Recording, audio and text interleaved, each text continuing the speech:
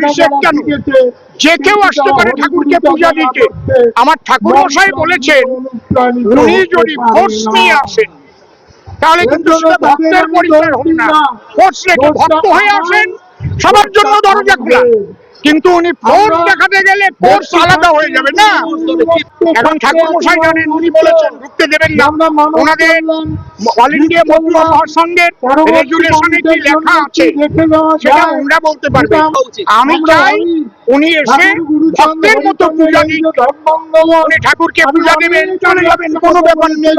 কিন্তু যদি হাজার হাজার মানুষ নিয়ে আমি শক্তি দেখাতে এসে থাকি তাহলে কি হবে সেটা আমি বলতে পারি।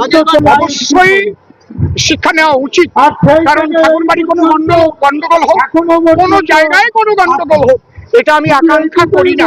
তারপরে ঠাকুর বাড়ি পবিত্র ভূমি, যেখানে গড়াগড়ি দিয়ে আমরা ব্যাটারি চার্জ দিতে যাই সারা বছরের পরে, সেখানে যদি মাননীয় অভিষেক বন্দ্যোপাধ্যায় ভাবেন আমি ঠাকুরের চরণে ফুল দেব, আশীর্বাদ চাইবো যাতে আবার 26শে তৃণমূল জয়লাভ করে, এমন আকাঙ্ক্ষা নিয়ে যদি আসেন, উনি সেইভাবে ভক্ত হয়ে আসুন, আমার মনে হয় ঠাকুর বিরক্ত হবেন না।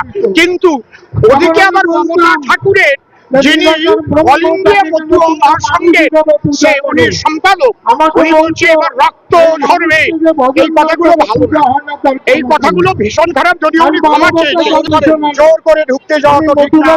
হাজার হাজার মানুষ নিয়ে এসে, আমি আমার গুরুদেব ভবা পাগলা বলছেন ঠাকুর পূজা করতে হয় করজোড়ে, জোর করে নয়, করজোড়ে।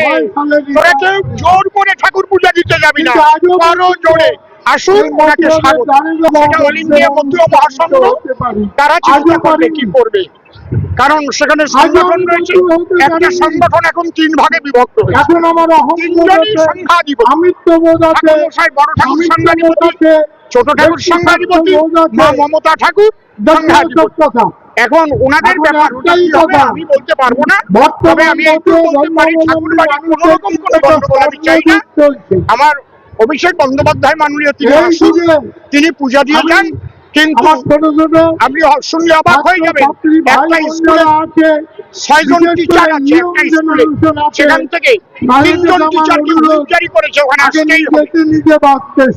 প্রাথমিক স্কুল, আমি নাম বলবো না, প্রাথমিক স্কুলে টিচারদের আসতে হবে, এটা কেন জোর করে ওই দিন যেতেই হবে।